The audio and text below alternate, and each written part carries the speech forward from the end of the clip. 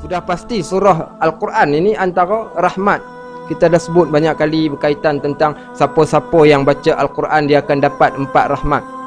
Yang pertama, ma min baitin ma majtama'a qaumun min baitin min buyutillah, takkan berkumpul mana-mana orang di dalam rumah-rumah Allah, yatluna kitaballah, dan mereka baca di dalam rumah Allah itu ayat-ayat Al-Quran, wa yatadarasunahu, dan mereka belajar tentang Al-Quran, illa nazalat alaihimus sakinah, melainkan Allah turunkan kepada mereka yang pertama rasa ketenangan, wa ghasyiyat alaihimur rahmah, yang kedua Allah berikan rahmat kepada mereka.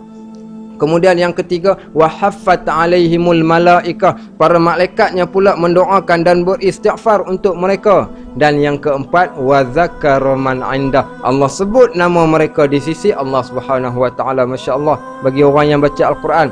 Tapi hari ini apa niat kita baca Al-Quran? Niat kita kerana dunia. Baca Quran pun kena dunia lagi. Ini belum lagi kita cerita tentang akhirat. Bahkan kita buat akhirat untuk dunia, sedangkan sahabat Nabi ridwanullah alaihim ajma'in, bahkan Nabi Muhammad sallallahu alaihi wasallam sendiri, Nabi buat dunia untuk akhirat, kita buat akhirat untuk dunia. Terbaliknya kita. Ni yang dikatakan songsang. Sebab tu bagaimana kita tengok Nabi sallallahu alaihi wasallam sebut uzkuru min zikri hazamul lazzat. Banyakkanlah kamu mengingati benda yang boleh memecahkan nikmat. Banyakkan kamu mengingati benda yang boleh menghilangkan rasa seronok. Apa benda yang menghilangkan rasa seronok? Yang pertama iaitu kematian. Mati ni benda yang tak seronok. Kita tengah duk makan nasi, katakan malam ni ada kenduri. Tengah duk makan nasi, tiba-tiba bangun seorang, dia kata kita sedap-sedap duk makan nasi. Mana nak tahu malaikat maut datang, dia kata hang jangan duk cakap. Makan nasi, makan cukup, jangan duk sembang pasal malaikat maut. Malaikat maut cerita waktu yang lain. Sebab apa? Tak mau kita ganggu nikmat kita waktu kat dunia ini dengan benda-benda yang boleh mengganggu keseronokan kita.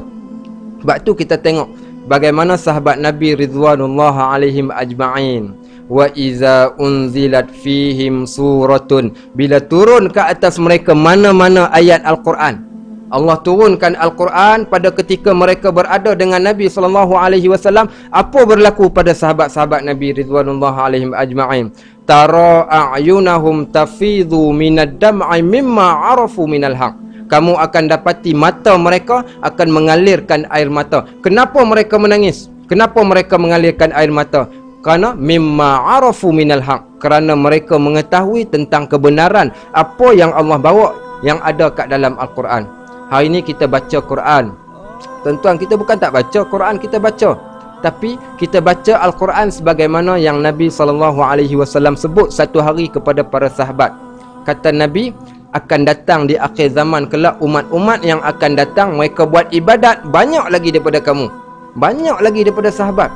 Mereka baca Al-Quran, tapi Al-Quran mereka hanya berada pada kerongkong, mereka tak lepas pun daripada kerongkong. Apa maknanya? Kita hanya sekadar baca tapi kita tak peduli dan kita tak buat apa-apa pun dengan Al-Quran. Ini kita pada hari ini.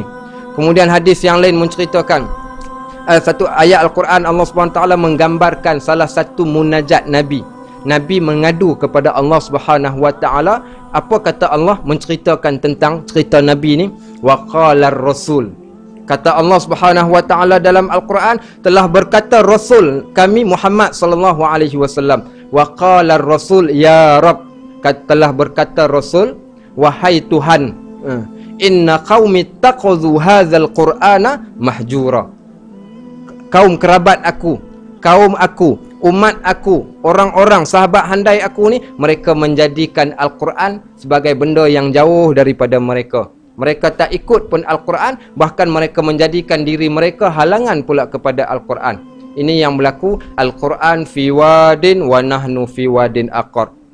Al-Quran duduk kat satu tempat, kita berada pada tempat yang lain. Sebab tu kalaulah